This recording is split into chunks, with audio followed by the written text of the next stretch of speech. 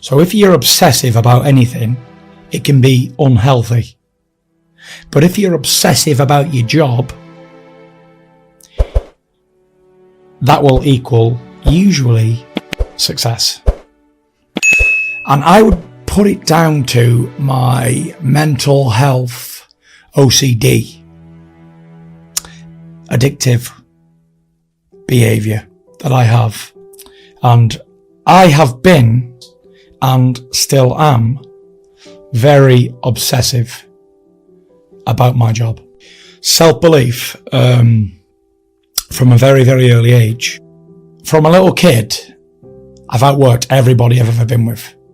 And for a heavyweight, that takes a lot of doing.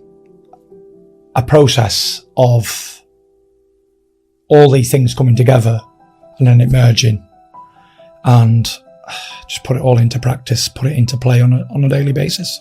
High performance to me is high octane, full energy, full attack, victory, and everything that comes with it. That's what high performance is to me. And I have found that I have actually found a very comfortable seat in my most uncomfortable areas. But I've managed to do that from experience and practice. And we're professional athletes, we're professional businessmen. We understand the risks and the rewards. No retreat and no surrender. And just keep going and pushing yourself. I can find solace in the hardest, toughest, darkest places. And if you can do that, if you can run at the level of finding a comfortable position in your most uncomfortable circumstances, that's where you're going to be successful. And I test myself a lot, all the time. I'm always testing the Gypsy King. Tyson Fury the man will test the Gypsy King. The first book I wrote was called Behind the Mask. So the way I have sort of structured my life in able to cope with stuff, like I have two very different lives. Like I have Tyson Fury, who I was born and named, who is a husband, a father, a son, a mental health patient, a very flawed character, very flawed, very normal, fat, bald, lazy at times. And then I have the Gypsy King, who has never ever suffered with any problems, who has never had any complications in his life, who is just mental concrete. It doesn't get any bigger than this. This is it.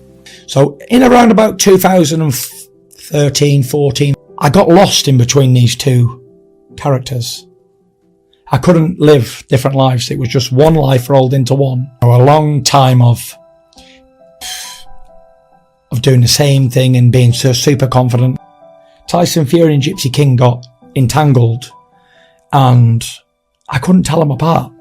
And I knew that was very unhealthy. I had to get back to being myself. Like I say, these characters have always been separate and then all of a sudden emerged. Even at home, even behind the scenes, anything, I just couldn't define the two men. It was very, very hard for me, and it was almost like I was lost in a movie script and I couldn't get out of it. I just couldn't snap out of character. I had to be this big, brash, confident, outspoken, controversial figure all the time. Like, I'm thinking, like, this is not me, really.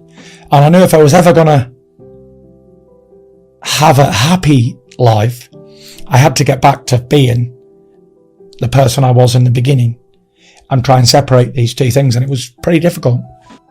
But I believe it had to happen to me. This had to happen in order for me to get through to the other side and be who I am today.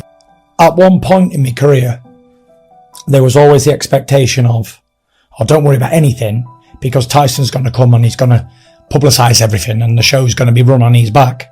I was just like one of those little circus monkeys that you wind up and he's going to go to work and everything's going to be fine. There was just no filter. There was no switch off. There was no being me and being not me. I was this performer and I was going to live up to it. I'm contractually obliged to do a certain amount of stuff. And if I don't do it, guess what? I've breached contract. And I don't want to breach because I don't want a court case because they're all the shit and I can't stand them. And it just drags on.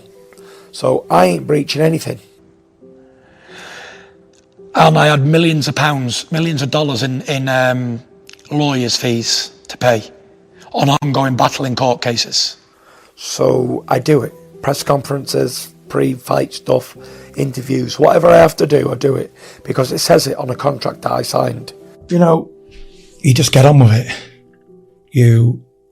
I took that responsibility on, and it was almost like a manifestation over time, until it got to the point where I couldn't be myself anymore. I didn't know what was me and what wasn't. I didn't know how I was before, until I obviously had the mental breakdown. To try and live at that pace for such a long time is very unhealthy. There's always massive lows afterwards, like big depressions and anxiety and everything after these big events. With every big high, there's always an even bigger low for me. The higher the highs, the lower the lows will always be for me. Most of the times I have suicidal thoughts, which is kind of crazy even to sit here and admit today. But I've figured out how to manage this over time. So what I like to do now is, I know it's coming after these big events. I'm going to be down, but I know from experience now that this is going to move in a few days, a week. I always say to Paris, like, after these fights, just let me have a bit of space. Try not give me too much tasks to do.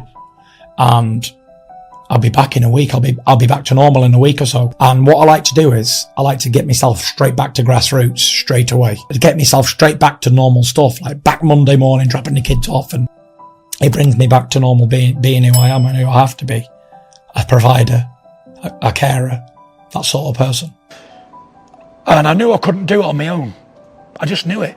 I couldn't do it. I'd said so many times I was going to do it and believed I was going to do it in the night. The next day come, I didn't have no motivation to do it. And I was drinking every day, something I'd never done in my life. Wow. To try and wash me sorrows away. Drinking 4 or 5 drinks every night. Because that'd help me go straight to sleep, no problem. The odds of me overcoming all them obstacles, never mind the weight and the mental health, is like zero. It's not possible. The first thing that I would say to anybody is, after experiencing all these things, like, you can't do it on your own. But the sooner I realised that I couldn't do it on my own, the sooner I got back well again. I come from a big, tough family of all fighters, and nobody shows emotion, or everyone just like keeps everything to themselves. I know what it's like not to have anybody to speak to about anything. And I know what it's like to be almost ashamed of saying, like, I'm severely unwell here and I need help. Because needing help for me has been, it's almost like, I don't need help from anything. I'm Tyson Fury. I fight my way out of anything. And I think admitting to yourself that you've got a problem, whether you've got an alcohol problem or a drug problem or whatever problem you may have, acceptance is the key. The sooner you go and do that, the sooner you figure shit out like that, then the sooner you can get back to what is normal for you. But if I don't accept that I've got a problem that needs working out, then I'll be in denial forever. But the sooner I can come to grips and admit to myself that I've got a problem, I can start to recover from it. And my advice to anyone suffering with any sort of mental health or any sort of issue is, get straight to seek medical advice immediately. I've been suffering with these mental health problems from being a little boy, small enough to hide in a wardrobe and be anxious inside a dark wardrobe. 5 years old, 6 years old, all the way through my life I'd had this down one day, up the next, up and down, up and down, up and down. Anxious, but didn't know what it was. I didn't understand it. I had no education on mental health, and up until a few years ago, it was all hush under the carpet stuff. Hell of a journey. I've had a hell of a ride the last 20 years. I've got the man with me who started me, Steve Egan. He's in my corner. And he said to me, you know what? He said, I'm the only person of all these people here who knew you before 20 years. Now that's loyalty, innit? And I'm happy. I'm contented with who I am. I'm contented with what I've done. I've made a few quid. I've won all the belts. I've done more than I ever wanted to. I've ticked off all the boxes, and I even get an extra added bonus. I'm just doing my job, doing what I'm getting paid to do, and enjoying it. And that's it. I'm alive and well and kicking. Very, very healthy and very in shape. Very ready to rock and roll, throw down.